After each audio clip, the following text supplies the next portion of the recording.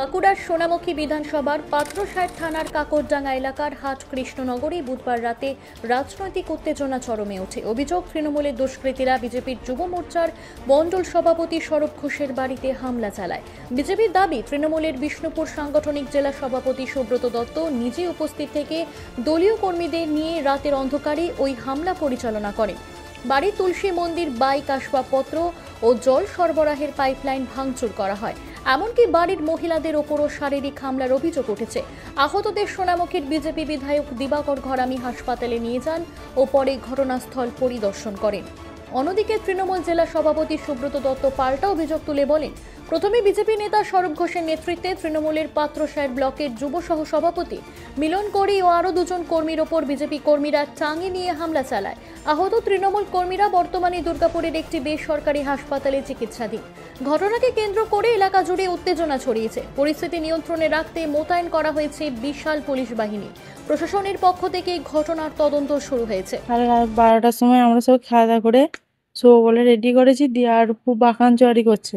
দিয়ে বাঁকানচুরি করার পর সেইখানে সব ভাঙচুর করে চুটাইছে দরজাগুলো, দিয়ে চুটিয়ে আমাদের ঘরে ঢুকে গেছে।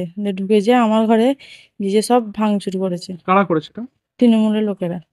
কি করেছে? আমার চুলের মুঠি ধরে মেরেছে আর আমার শাশুড়িকে মেরেছে। হ্যাঁ, বাচ্চারাকে বলেছে। গতকাল রাত্রে আমরা যাত্রা শুনতে গেছিলাম এক জায়গায়, সেখানে আমাদের বিজেপি কর্মীকে মারধর করছিল। সেই জন্য আমরা তাকে বাধা দিতে গেলে সে তৃণমূল আমাদের প্রতি অত্যাচার করে, মারধর শুরু করে। মারধর শুরু করার পর গ্রামের লোক চড়া হয় ওদের উপরে, গ্রামের লোক ওদেরকে মারধর করে। তো গ্রামের লোক ওদেরকে মারধর করেছে বলে ওনারা আমার বাড়ি, আমি যেহেতু আমি ছাড়াতে গিয়েছিলাম, সেই জন্য ওনারা এসে আমার বাড়ি ভাঙচুর করে দেয়। গোপী দত্ত জেলা সভাপতি, সুব্রত দত্ত নিজে এসে, মিলন করি আর ওরা নিজে এসে আমার এই বাড়ি ভাঙচুর করে যায়। আমার মাকে মারধর করে, আমার বউকে চুলের মুঠি ধরে ঘর থেকে টানতে টানতে নিয়ে যায়, বাবাকে মারধর করে, ভাইকে, সমস্ত আমাদের বাড়ি যতজন ছিল ভাঙচুর। আমার পাত্রসাহেব ব্লকের যুব সহসভাপতি মিলন করি, সুফল ঘোষ এবং তার সঙ্গে শুভদীপ চক্রবর্তী, এরা একটা যাত্রা অনুষ্ঠান দেখে নিমাইনগর বলে একটি গ্রাম থেকে ফিরছিল 4 চাকায় করে। হঠাৎ অতর্কিতে স্বরূপ ঘোষ, মণ্ডল প্রেসিডেন্ট অনুপ ঘোষ, এদের নেতৃত্বে চড়াও হয় তাদেরকে প্রাণে মারার উদ্দেশ্যে, এবং এলোপাতাড়ির টাঙ্গির কোপ মারা হয়। বর্তমানে মিলন করি দুর্গাপুর মিশন হসপিটালে ভর্তি, এবং যতদূর ডাক্তার রিপোর্ট দিয়েছেন তার হাতের আঙ্গুল কেটে বাদ দিতে হচ্ছে। এটা দিবাকর ঘরামি কাল ওই এলাকাতে ঢুকতে গিয়েছিল। এলাকার মানুষ এসআইআর বিরুদ্ধে প্রতিবাদ জানিয়ে তাকে এলাকায় ঢুকতে দেয়নি।